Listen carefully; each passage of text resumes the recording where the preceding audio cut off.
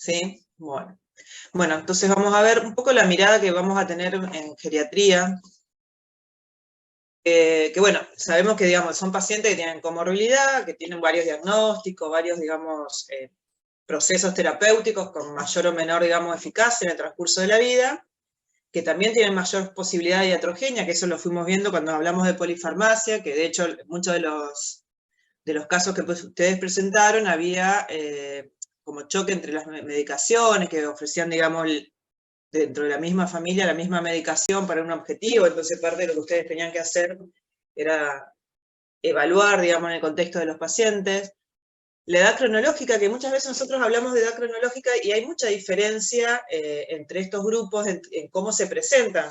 Hay pacientes que a partir de los 65 años, hay pacientes que uno los ve, son muy vitales, son, digamos, adultos mayores robustos, y hay otros que son frágiles y hay otros pacientes que por el estilo de vida que han llevado, por el tipo de trabajo, los trabajos con más carga, digamos, no podemos hablar que por la edad, digamos, nosotros vamos a definir tratamiento muchas veces.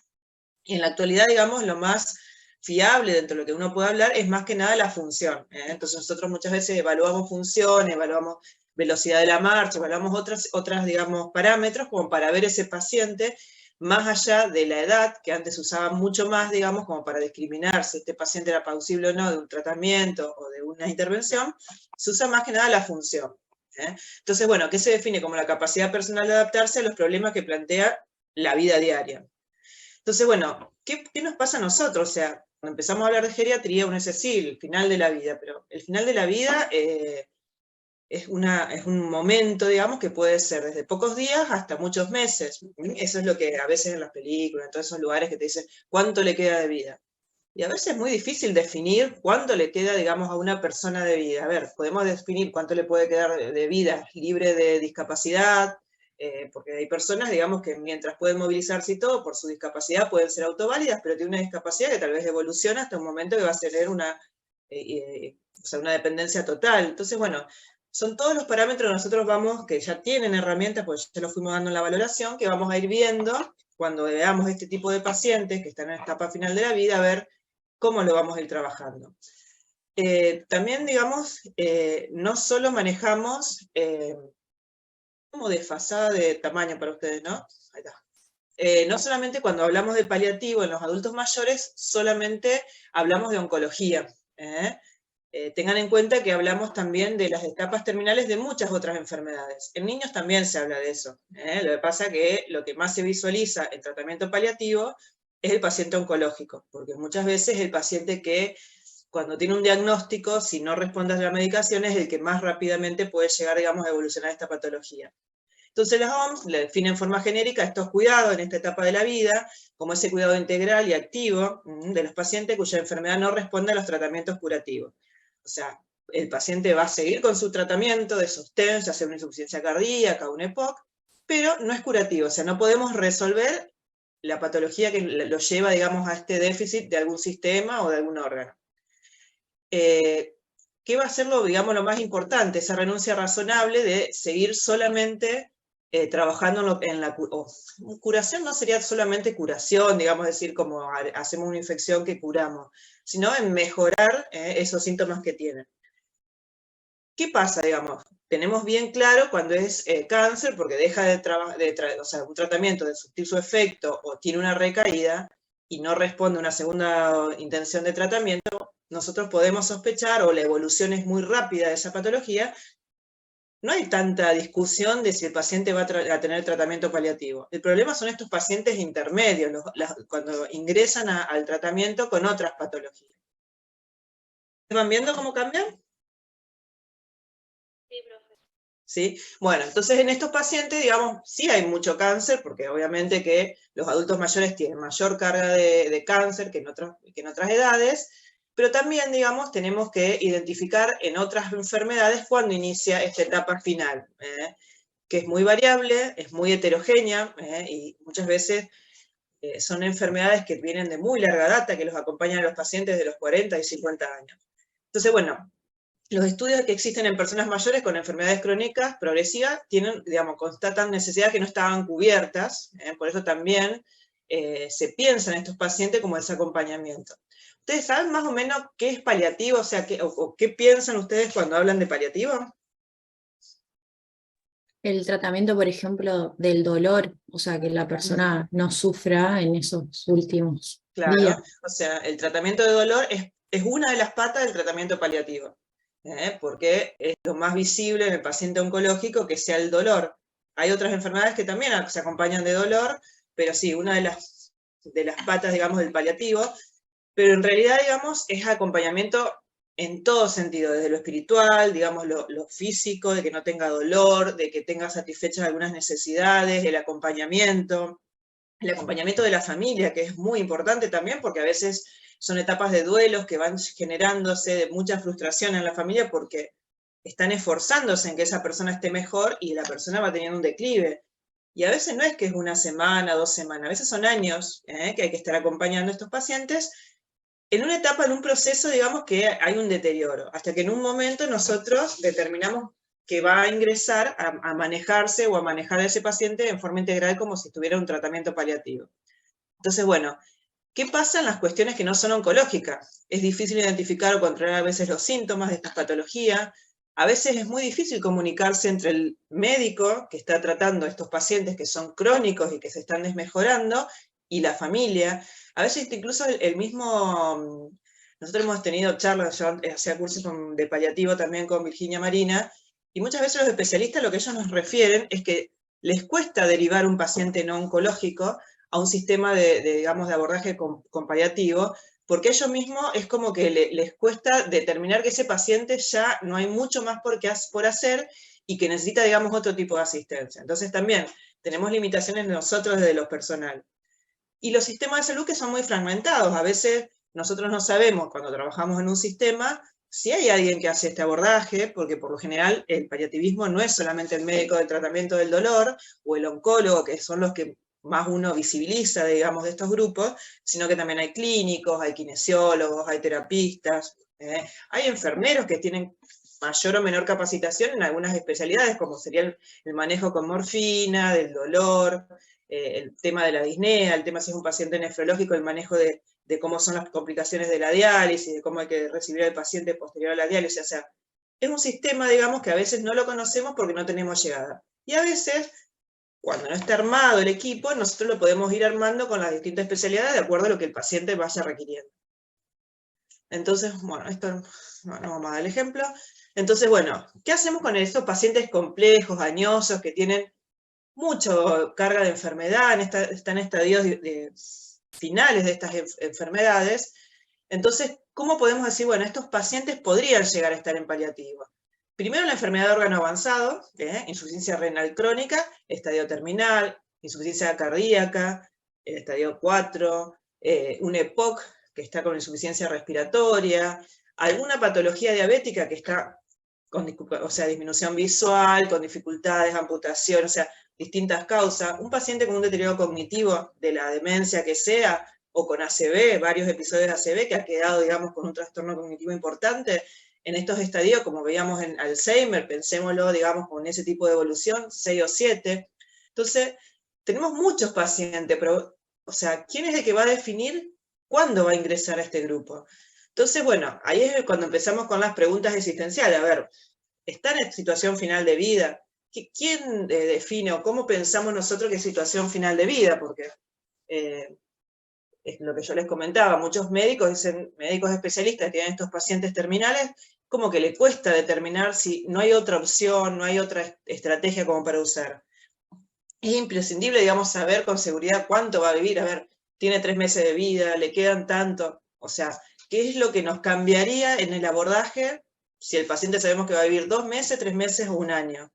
¿Qué podemos hacer nosotros como médicos, como especialistas, digamos, como otro, no sabemos qué especialidad podemos llegar a tener como en el caso de ustedes, pero digamos, qué podrían hacer y cómo nos manejaríamos? Entonces, para eso, recordar, digamos, siempre con estos pacientes que son más complejos, tratar de hacer la valoración, y acá uno tiene que tratar de ser, digamos, cauto de acuerdo a la enfermedad que estaría teniendo esta persona, de ver bien, más allá del diagnóstico que tenga, insuficiencia cardíaca, este nivel o otro, cuantificarla, tratar de cuantificarla, evaluar la función que tiene. Si el paciente ¿Tiene o no fragilidad? Porque desde la geriatría nosotros es una forma bastante fácil, se acuerdan que no son criterios muy difíciles porque son criterios de uso clínico, digamos, muchas veces no tenemos que tener tanta parafernalia, digamos, de diagnósticos por otras vías, como para saber, digamos, que ya un paciente frágil, con mucha dependencia, puede también, y con una enfermedad crónica avanzada, puede llegar a tener un tratamiento paliativo que le va a mejorar calidad de vida, porque lo que nosotros buscamos en cualquier evaluación de estos pacientes es mejorar calidad de vida.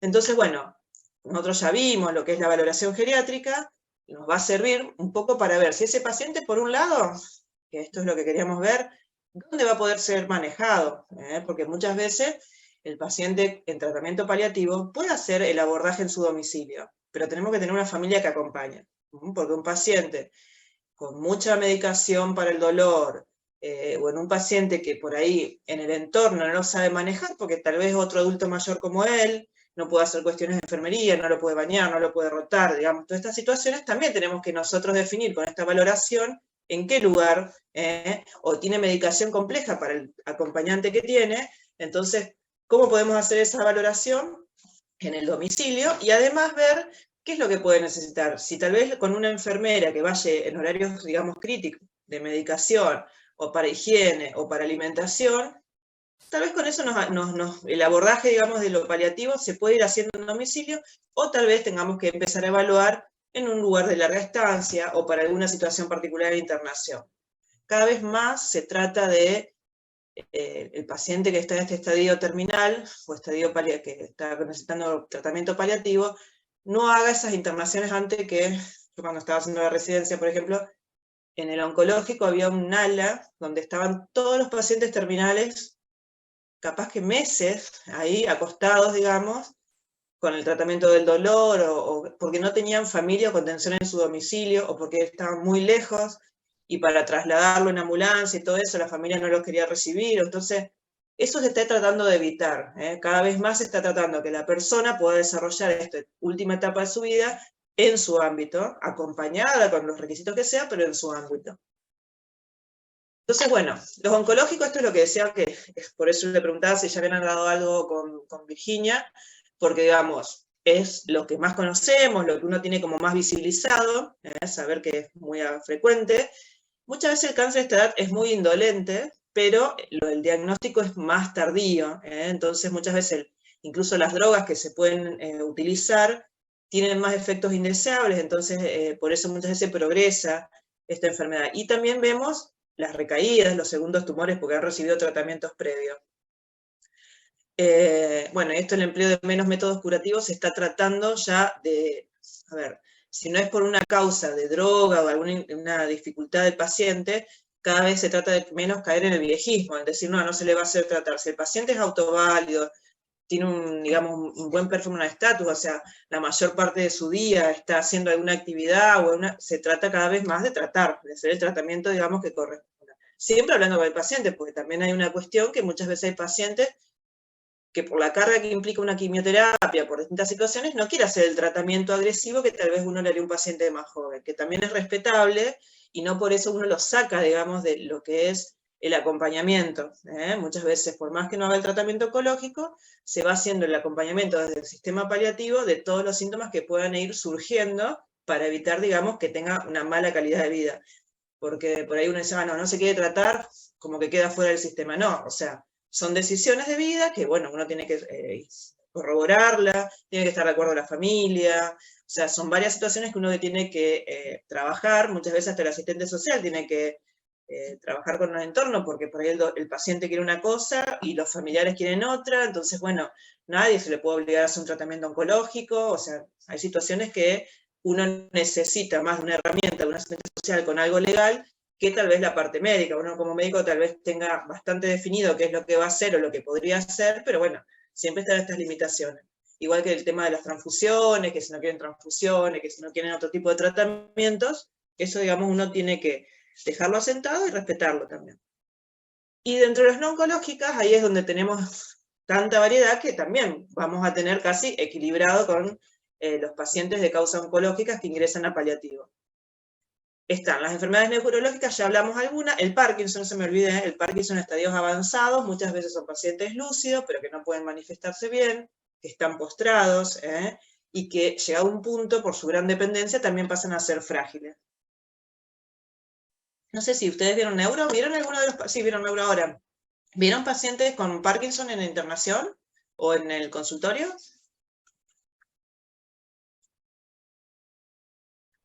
No, profe, algunos no. ¿No? Porque es un paciente que muchas veces tiene una gran dependencia, pero no llega a veces a las consultas, y sobre todo a la consulta de especialidad porque están postrados. Bueno, la enfermedad cerebrovascular, de acuerdo a lo que tenga la afectación, digamos, muchas veces son pacientes polisecuelados. Las neumopatías crónicas, los pacientes EPOC terminales, o digamos con cirugía, o secundarios a tuberculosis, o alguna de estas patologías que generan insuficiencia respiratoria. Todas las cardiopatías críticas, digamos, sus estadios cuando ya generan una insuficiencia cardíaca y demás. Las hepatopatías graves, nosotros tenemos a favor que tenemos una alta incidencia de trasplantes. No todos los pacientes pueden ser trasplantados, pero bueno, muchas de las hepatitis que terminaban en hepatitis crónicas pueden ser tratadas ahora en las fases más agudas. Entonces, ya no tenemos como antes esos pacientes con insuficiencia hepática crónica, digamos el número, ¿no? Hay pacientes pero no hay el número por estas causas.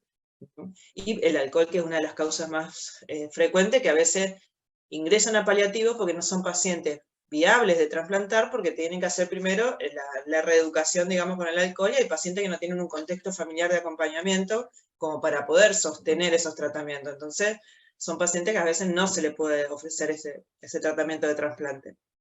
Y la insuficiencia renal crónica avanzada, que es lo más frecuente, que son pacientes que vienen con mucha carga, ¿no? Porque, bueno, ahora se está trasplantando también, esto si es lo posible, digamos, muchos de estos pacientes, pero a veces son pacientes que vienen con años de diálisis, con todo un historial digamos, de una vida con bastante sufrimiento y demás por distintas causas. Entonces, también es importante que recurramos a esta herramienta, digamos, en un momento no tan avanzado, sino que cuando vemos que el paciente por estas cuestiones necesita un acompañamiento, la familia también, está bueno ofrecerlo. Y la inmovilidad irreversible, ¿no? Aquel paciente, porque de distintas causas, cualquiera de ellas, no ha podido, hasta por artrosis, no puede seguir haciendo su actividad diaria. Entonces, bueno, ¿qué pasa, digamos, cuando son estas patologías diferentes del cáncer? Muchas veces son más lentos, o sea, años evolucionando, o sea, por eso yo les decía, capaz que empiezan con la patología entre los 40 y los 50 años y tienen 20, 30 años de evolución. El paciente y la familia no tienen habitualmente la misma, digamos, percepción de gravedad, porque es un paciente que viene siempre como zafa, desmejora, hay un tratamiento nuevo, hay otra estrategia, digamos, de la dieta, esto y lo otro, y es como que el paciente va teniendo su evolución. Es más difícil establecer un pronóstico porque, digamos, el riesgo es más elevado, uno nunca sabe si puede tener un contratiempo en esa enfermedad, y los criterios pronósticos, digamos, son orientativos, o sea, hay pacientes que tienen un estadio 4 de insuficiencia cardíaca y viven años, y hay otros que una vez que ingresan ahí, enseguida se descompensa. Entonces, bueno, no sabemos, no podemos decir, no, este tiene esta sobrevida, porque hay una cuestión que la familia muchas veces presiona para saber el tiempo de sobrevida.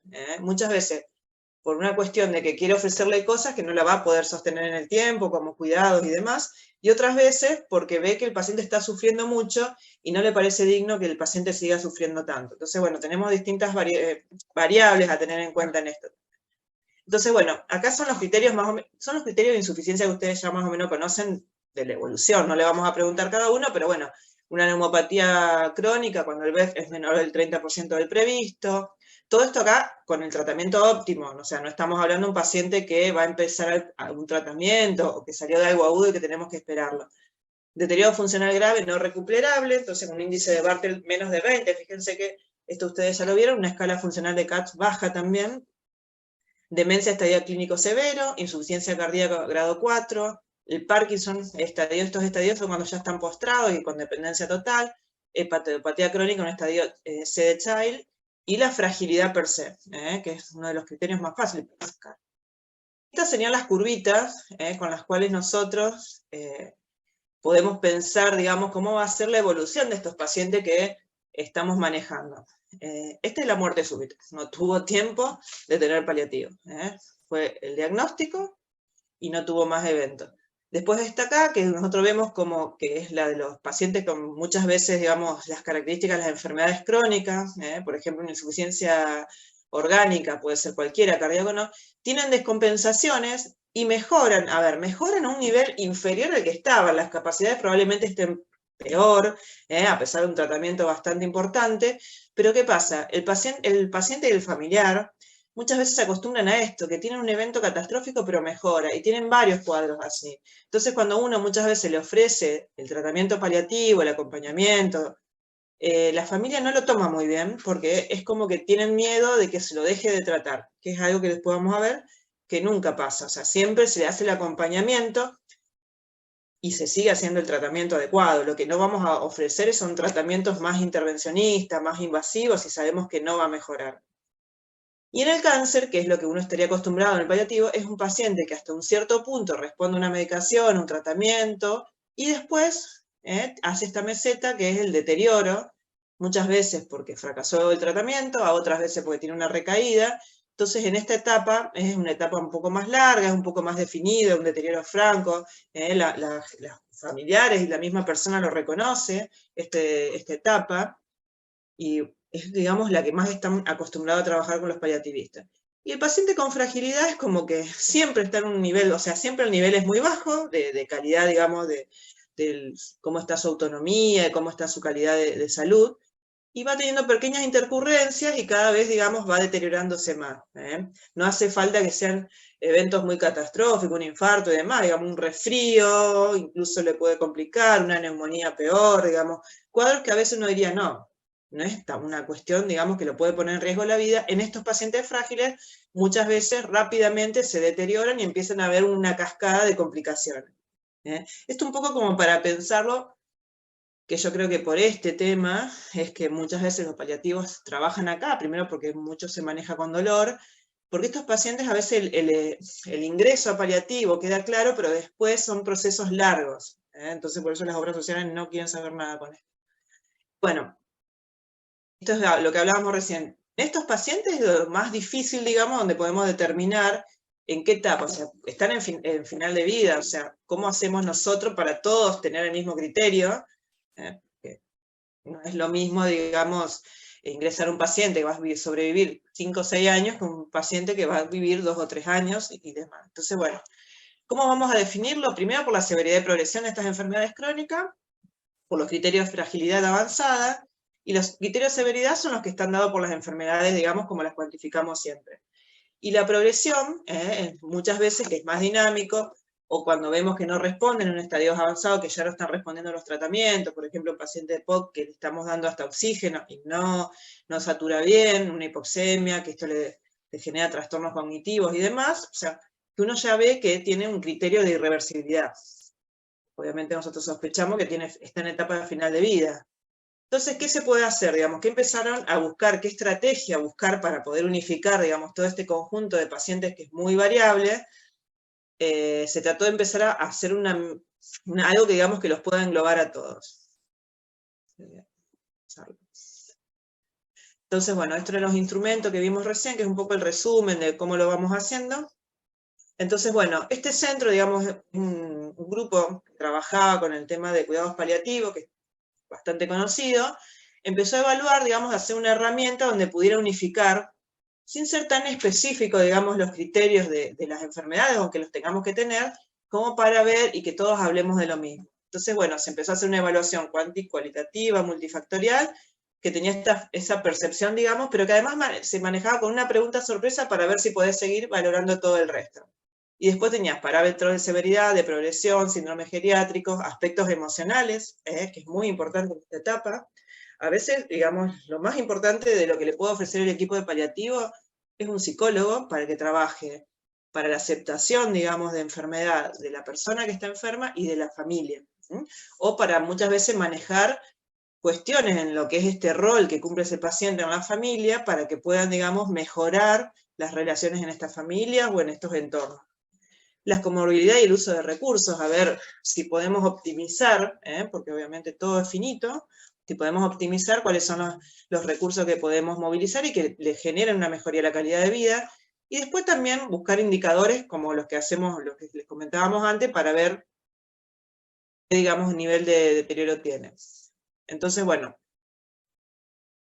un poco teníamos que identificar los crónicos avanzados, las medidas de tratamiento específicas, recordar siempre que las medidas de tratamiento específicas de cada enfermedad nunca se contraindican, nunca se retiran, siempre el control, digamos, de esas enfermedades crónicas se intenta que lo siga haciendo el médico que acompañó al paciente y a la familia hasta ese punto, porque entonces eso genera también confianza en la familia de que, digamos, el tratamiento va a ser el adecuado y el interés de que este paciente siga, digamos, haciendo, digamos, su tratamiento.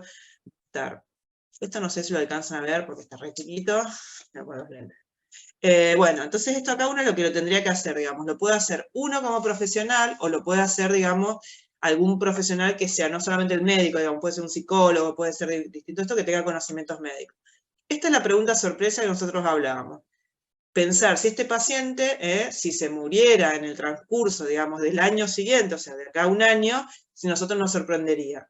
Entonces ahí, cualquier paciente, si nosotros nos ponemos a pensar un paciente con insuficiencia cardíaca terminal, un EPOC terminal, un insuficiente renal crónico en diálisis, si a nosotros nos preguntan, en el transcurso de este año, ¿se moriría? A nosotros, por lo general, de acuerdo al estado como está el paciente, decimos, no, la verdad si me avisan no me sorprendería. Entonces, bueno, ese paciente que a nosotros como médico, como digamos especialista de salud, le generan esa pregunta y decimos que no nos sorprendería, empezamos a evaluar si tiene alguna de los otros. Por ejemplo, una demanda, una necesidad, si ha habido alguna expresión implícita o explícita de limitación de esfuerzo terapéutico o demanda de atención paliativa del paciente. A veces hay pacientes que piden que no sigan haciendo, o sea, no quiere seguir haciendo un tratamiento y quiere, por ejemplo, que le manejen el dolor, quiere mejorar su capacidad respiratoria o quiere estar más tranquilo, digamos, porque está todo el tiempo con disnea. Entonces, bueno, si ha generado esta demanda, esta necesidad, nosotros vamos tildando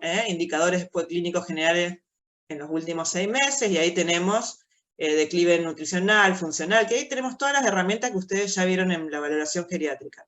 Pérdida de peso, el índice de Bartter menos de 30, el mini mental que vaya bajado en forma rápida, entonces vamos tildando.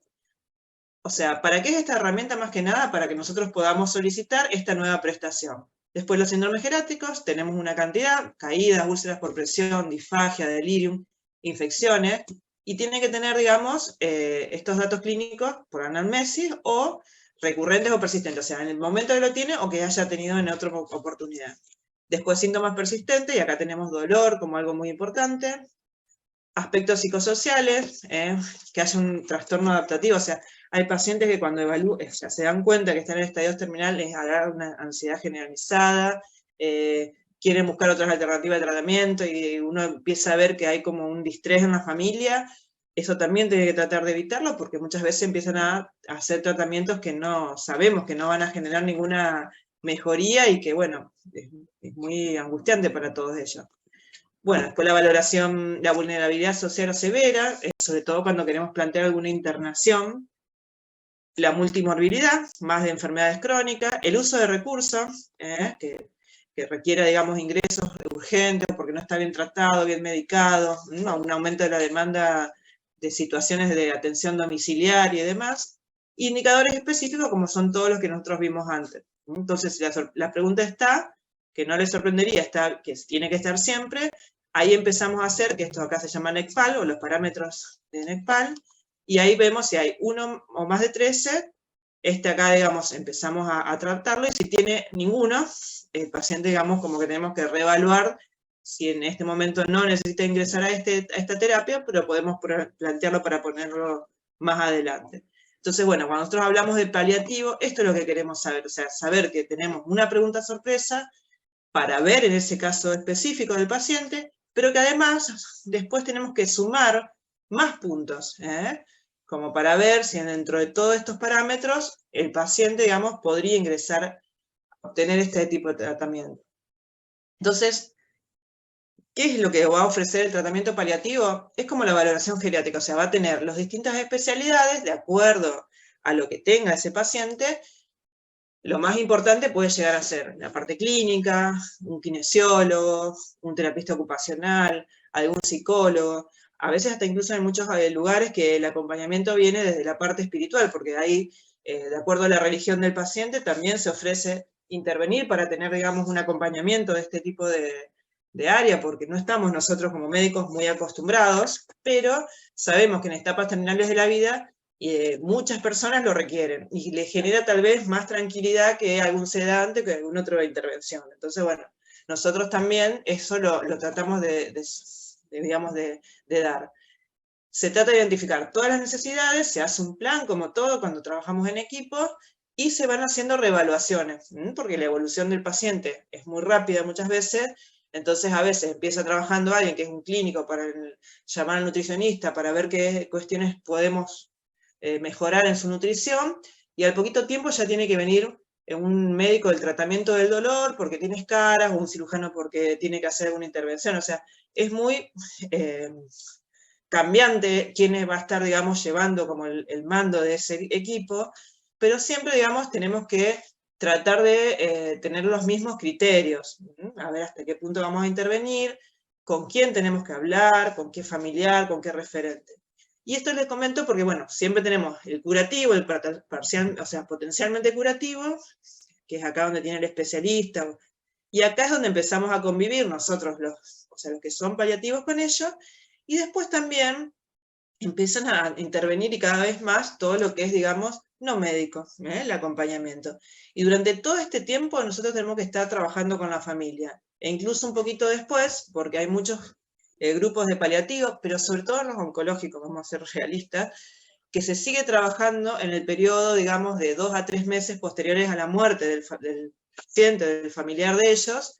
Se sigue trabajando muchas veces con psicólogos, se sigue tratando de ver, digamos, sobre todo que la familia quede conforme ellos mismos con lo que estuvieron haciendo, o que no queden con duelos dificultosos. Hay familias que resuelven muy bien el tema del fallecimiento y de estas enfermedades crónicas y muy complicadas en estos pacientes, y hay familias que requieren, o hay acompañantes o cuidadores, sobre todo cuando son cuidadores únicos, mayor tiempo, digamos, de acompañamiento para poder, porque hay personas que están tan abocadas al cuidado de esta persona, que ha estado tal vez 1 año o 2 en este estado, que una vez que fallece, es como que encuentran un vacío, no le encuentran un sentido. Entonces muchas veces lo que hace el psicólogo es acompañar en este proceso, o un asistente social para hacer los trámites y demás, hasta que esa persona no se da cuenta que puede empezar, digamos, a hacer una vida diaria más o menos normal. Esto está muy, sobre todo, en familiares adultos, que cuando fallece un familiar, y una esposa, un esposo, y no tienen otro familiar cercano, a veces en estos grupos es donde más acompañamiento hay. Entonces, bueno, también se debe identificar algunos valores y preferencias de los pacientes, y acá se empieza a hablar de las decisiones anticipadas, que creo que un poco ya ustedes han escuchado alguna vez, que lo que uno evalúa, digamos, con el paciente es que cuando el paciente por ahí no puede en ese momento tomar decisiones, evaluar si se va a internar, por ejemplo, si se broncoaspira, si tiene una neumonía, si tiene un ACV, si ha tenido varios ACV, hasta dónde va a ser el intervencionista, hasta dónde se los va a internar en terapia, hasta dónde se va a intubar, hasta dónde se va a alimentar por sonda, o sea, si el tratamiento se va a tratar de hacer lo que se puede en el domicilio, o sea, todas estas cuestiones que uno puede anticipar desde lo médico. Después están todas las decisiones anticipadas con la familia, ¿no? Que ellos pueden planificar, tal vez un paciente que todavía está lúcido, planificar cuestiones económicas, digamos, distintas cuestiones con la familia, o incluso se le puede plantear que si tiene algún familiar que en ese momento no está en su cercanía, si quieren que se lo cite, que maneje el asistente social para explicarle la situación. O sea, toda esa situación, que es lo que se llama, digamos, decisiones anticipadas, se trata, digamos, de hacer intermediario. Después, otra de las situaciones es involucrar a la familia del cuidador principal. O sea, ¿qué quiere decir involucrar? En cuanto a las cuestiones de cuidado, es que no va a quedar todo a cargo de los profesionales que van a estar acompañándolos, sino que muchas de las cuestiones de alimentación, de trámites y demás, va a estar a cargo de la familia, pero se los va a capacitar, para que no sea tan engorroso, digamos, poder hacerlo. Y la gestión de caso, que es, digamos, cuando nos sentamos, como cuando ustedes vayan a la residencia, que uno, digamos, trata de ver cuáles son las estrategias para ese momento, qué atención va a hacer uno, qué va a ser adecuado que haga otro, y eso, digamos, se trata de hacer coordinado, porque si no es como que o nos vamos pisando, o quedan cosas que nadie las quiere abordar. Y siempre, digamos, esto acá, que que todo lo que pueda mejorar en cuanto a tratamiento de la enfermedad específica, si el paciente habilitó para que sea intervencionista o no, eso, digamos, se va manejando de ese estilo. Y después tenemos dentro de lo que es esta etapa, digamos, de cuidado paliativo, bueno, acá estaba sano, va empezando a tener más importancia en la primera etapa, digamos, la primera transición, el equipo paliativo, vieron que acá ya el especialista como que queda muy chiquitito, y acá tenemos una etapa, una segunda transición, que no todas las patologías lo tienen, pero sí muchas las oncológicas, muchas las de las insuficiencias de órganos, que es la situación de últimos días o de agonía. Es cuando el paciente ya empieza a estar muchas veces desconectado, o que está con hipoxia, que tiene una respiración agónica, con estertores, donde uno tiene que ir preparando a la familia, sobre todo si está en su domicilio y sobre todo si no tiene un cuidador continuo, para que la familia vaya conociendo esta situación. Porque muchas veces pasa que ante una situación así, el cuidador del momento no tolera esa situación de falta de aire, y llama una ambulancia y lo llevan a internar. Entonces ahí por ahí el paciente, hidratado, con una intubación y demás, sobrevive unos días más, pero digamos, no es que mejora. Entonces, bueno, estas situaciones de últimos días de agonía, el equipo muchas veces va viendo si la familia puede ser, digamos, capaz en su totalidad de ir asumiendo. Entonces, a veces en estas etapas siempre se propone o algún acompañamiento con una enfermera, que esté todo el día, que vaya viendo, que pueda ir manejando, digamos, distintas situaciones y acompañando al familiar, porque no sé si les ha pasado tener un familiar con dificultad o en esta etapa de agonía, y es bastante estresante si uno no sabe que, no, digamos, no va a poder hacer nada en internación. Entonces, bueno, eso también tenemos que manejarlo. Es más estresante, chicos, cuando son pacientes jóvenes. Cuando son pacientes adultos mayores, uno es como que ya ha trabajado sobre final de ciclo, sobre otras cuestiones. Pero cuando los pacientes son más jóvenes es muchísimo peor porque generan mucha, pero mucha ansiedad en los familiares y siempre está la subjetividad de que algo más se puede hacer. Entonces, bueno, siempre esto acá también lo maneja por lo general el psicólogo, el asistente social, digamos, a ver qué es lo que más conveniente. Y también, en algunos casos, también es conveniente un asesoramiento legal porque si hay familiares que no están de acuerdo, también pueden hacer una demanda de como que está falta de atención. Entonces, bueno, el control de los síntomas, digamos, es un elemento clave en esta etapa.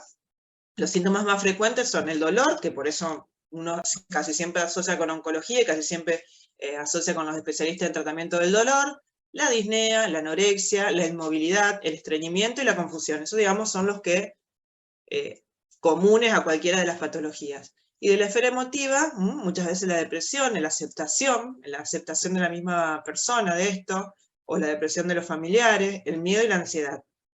Y dentro de los socioeconómicos, muchas veces la pérdida de estatus social, porque son pacientes que tal vez tenían un rol importante digamos, proveedores digamos, las cuestiones económicas y demás, y de golpe, digamos, son el que está cuidado.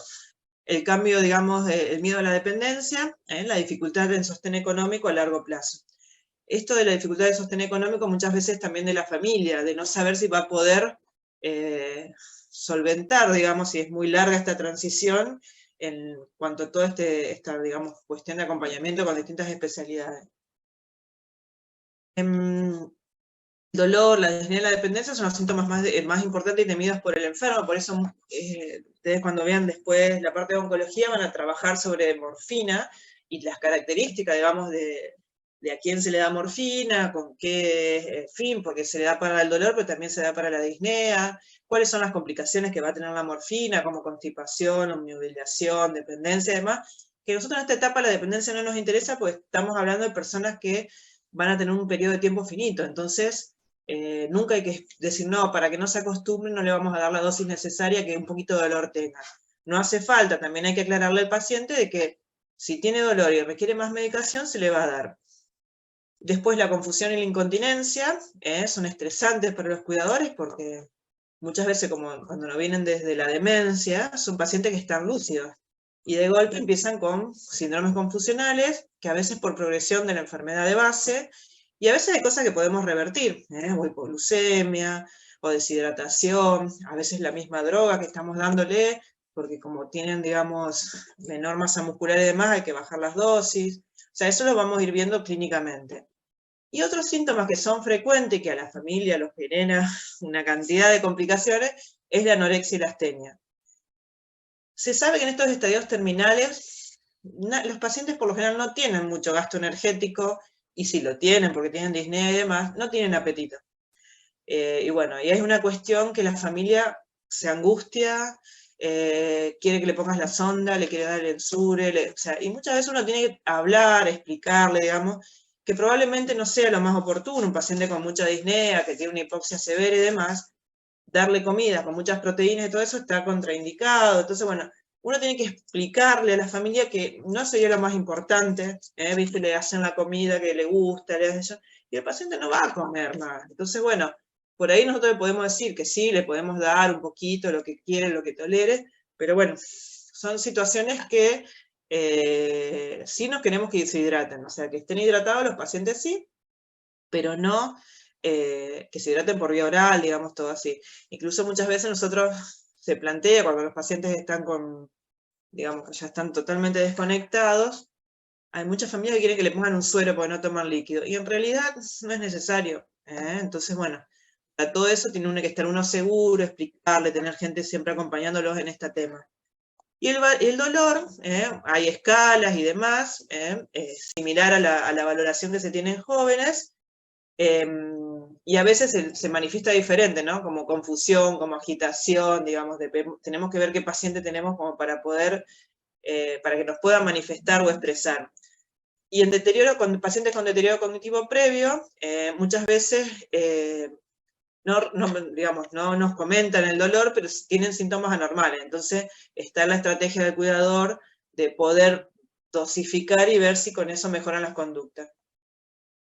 Bueno, esto es lo que hablaba recién, de no dar menos analgésicos porque van a tener dependencia, porque no es real. Y ahí sí lo que se trata de evitar como analgésicos es el fentanilo y la metadona, porque tienen mayor trastorno de dosis, o sea, como se metabolizan en el hígado, digamos, a veces tienen complicaciones de esa ahí, pero digamos, con morfina andan bastante bien los pacientes con tratamiento del dolor, se puede hacer coadyuvante con paracetamol, con otros analgésicos vía oral. Bueno, el síndrome confusional agudo, que esto ya un poco ya lo hemos visto como diagnóstico diferencial, ustedes también lo habrán visto con demencia, es bastante frecuente en pacientes con estadios avanzados de neoplasia, y también puede ser una forma de presentación de estas enfermedades crónicas avanzadas cuando tienen algo que los descompense. Entonces tendríamos que evaluar, como cualquier síndrome confusional, buscar la causa, tratar de tratarla precozmente. Si sabemos que hay situaciones que pueden llegar a este síndrome confusional, tratar de evitarla. Por ejemplo, el paciente que tiene hepatopatía crónica, si tiene constipación, que no llegue el paciente a tener una constipación ni un síndrome confusional, sino manejar bien la dosis de lactulón. O sea, todas estas cuestiones que nosotros vamos conociendo al paciente y lo podemos ir manejando. Y bueno, el paciente tener en cuenta que la familia, el síndrome confusional, los recontra, alerta, más sobre todo si es un paciente que estaba lúcido previamente. Y la disnea es más frecuente en pacientes jóvenes y se trata con lo mismo, digamos, si es a causa respiratoria o metabólica, se trata de mejorar eso, y después también cuando ya es estadio terminal, por metástasis y demás a nivel pulmonar, se maneja con morfina, igual que los otros pacientes. Bueno, la depresión es más difícil, hay que verla sobre todo en las primeras etapas de cuando uno hace este diagnóstico, cuando uno le explica al paciente por qué está, digamos, planteando este tipo de tratamiento.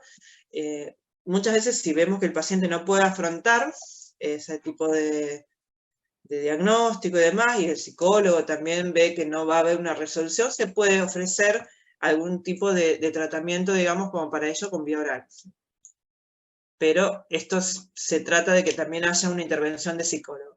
Y el deterioro funcional, que es, digamos, la dependencia, siempre se va a tratar de trabajar como los otros pacientes. Lo que pueda mantener la autonomía, se la mantiene, se lo mantiene con kinesiólogo, y si va a haber un deterioro cognitivo o un deterioro funcional muy importante, tratar de minimizar, por ejemplo, las consecuencias. O sea, si va a tener un síndrome de inmovilidad, que no se genere escaras, que lo rotemos, enseñarle lo poquito que él se pueda mover, los miembros que se mueva, movilizar los cuerpos, que trate de respirar hondo, o sea, todas estrategias para que, a pesar de que evoluciona su cuadro, pueda, digamos, seguir siendo parte, digamos, de su mantener el estado bien, porque muchas veces nosotros decimos, sí, lo rotamos todo eso, pero si el paciente se puede rotar solo, tal vez tenga menos dolor que si uno lo rota, digamos, con personas. Entonces, bueno, siempre tratar de involucrar al paciente en lo posible a esto.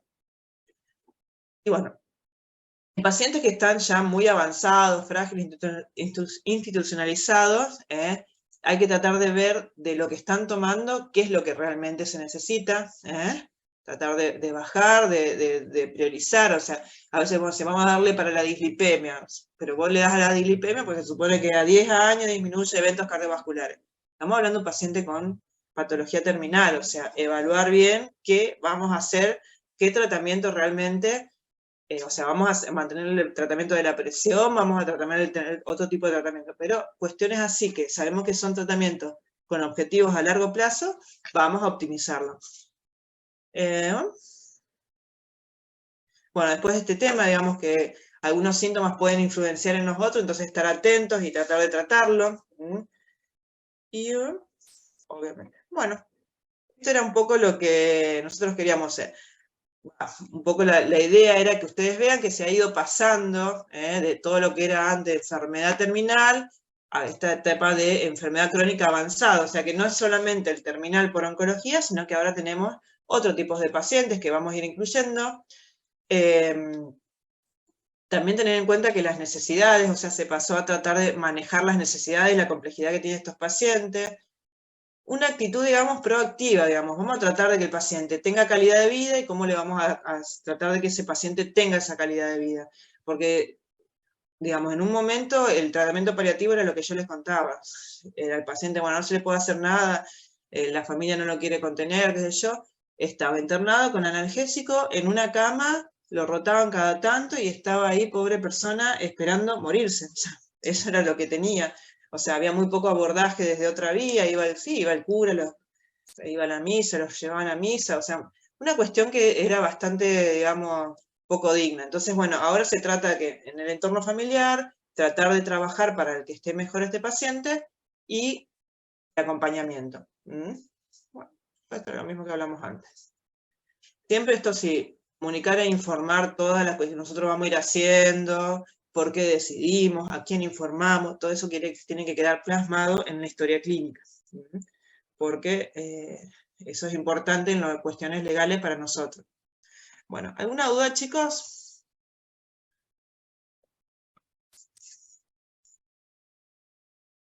Están todos dormidos. Bueno, la idea es esto, o sea, lo que más me interesa, o que nos interesa a nosotros que ustedes sepan, es el cuadro, porque ya con el cuadro tienen para que todos hablemos. Así que bueno, si quieren ir poniendo las